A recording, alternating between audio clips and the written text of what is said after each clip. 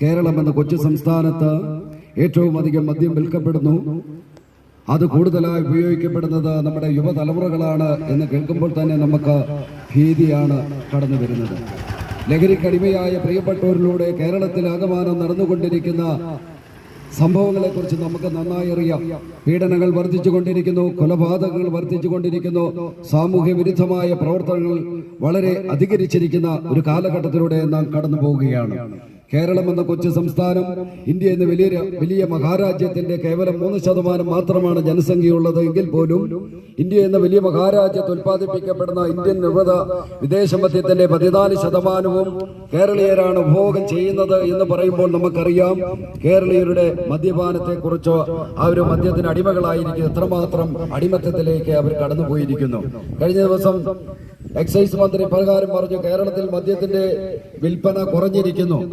അദ്ദേഹത്തിന് സങ്കടമാണോ സന്തോഷമാണോ ഉണ്ടായെന്ന് നമുക്കറിയുന്നില്ല. പക്ഷേ മറുവശം പരിശോധിക്കുമ്പോൾ നമുക്ക് കാണാൻ കഴിയുന്നത് മറ്റ് ഇതര ലഹരി വസ്തുക്കളുടെ ഉപഭോഗം കൂടുതലായി വർദ്ധിച്ചു കൊണ്ടിരിക്കുന്നു. അതെങ്ങനെ നമുക്ക് കണക്കാക്കുവാൻ കഴിയും? പിടിക്കപ്പെടുന്ന വസ്തുക്കളുടെ അളവ് പരിശോധിക്കുമ്പോഴാണ് നമുക്കത് മനസ്സിലാക്കുവാൻ കഴിയുന്നത്. MDMA എന്ന് പറയുന്ന അതിമാരകമായ പ്രകടനശേഷിയുള്ള രാസലഹരി കേരളത്തിൽ പിടിക്കപ്പെടുന്നു. 1 കിലോ വരെ ഇപ്പൊ പിടിച്ചിരിക്കുന്നു.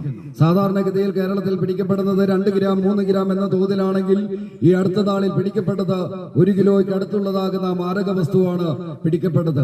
അതുപോലെ കഞ്ചാവ് എന്ന് പറയുന്നതും ഹൈബ്രിഡ് എന്ന് കഞ്ചാവ് എന്ന പേരിൽ അറിയപ്പെടുന്നതാകുന്ന ലഹരി വസ്തുക്കളുടെയും പിടിക്കപ്പെടുന്നതിന്റെ അളവ് കൂടിക്കൊണ്ടിരിക്കുന്നു. അപ്പോൾ മറുഭാഗത്ത് മദ്യത്തിന്റെ അളവ് വിൽപ്പന കുറഞ്ഞുവെങ്കിൽ തിരിച്ചു പരിശോധിക്കുമ്പോൾ മറ്റ് ഇതര മാരകമായ ലഹരി പദാർത്ഥങ്ങളുടെ വിൽപ്പന അധികരിച്ചിരിക്കുന്നു. എന്താണ് അതിന് കാരണം? മദ്യമെന്ന് പറയുമ്പോൾ മദ്യപിച്ചാൽ അത് ഉപയോഗിച്ചു കഴിഞ്ഞാൽ അതിന്റെ മണം വരും. പക്ഷേ മറ്റുള്ള ഇതര ലഹരി ഉപയോഗിച്ചാൽ യാതൊരു വിധമായ മണവും വരത്തില്ല. പക്ഷേ എന്താണ് അവിടെ സംഭവിക്കുന്നത്? അവന്റെ ഉള്ളിൽ അത് ഉപയോഗിച്ച വ്യക്തിയിലൂടെ കടന്നു വരുന്ന പ്രവർത്തനങ്ങൾ കാണുമ്പോൾ നമുക്ക് മനസ്സിലാകാം ഇവൻ ലഹരിക്ക് അടിമപ്പെട്ടവനാണെന്ന്. മദ്യവും മയക്കുമരുന്നും മനുഷ്യനെ വളരെ വലിയ സാമൂഹികമായ വിപത്തിലേക്ക് നയിച്ചുകൊണ്ടിരിക്കുന്ന ഒരു കാലഘട്ടമാണ്.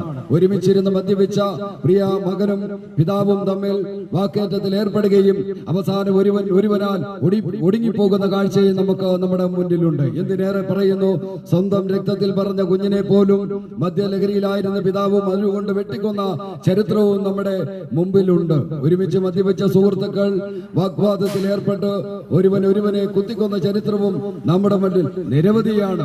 ഇപ്രകാരമുള്ള സാമൂഹ്യപരമായ തിന്മകൾ വർദ്ധിച്ചുകൊണ്ടിരിക്കുന്ന ഒരു കാലഘട്ടത്തിലൂടെ നാം കടന്നു പോകുന്നു.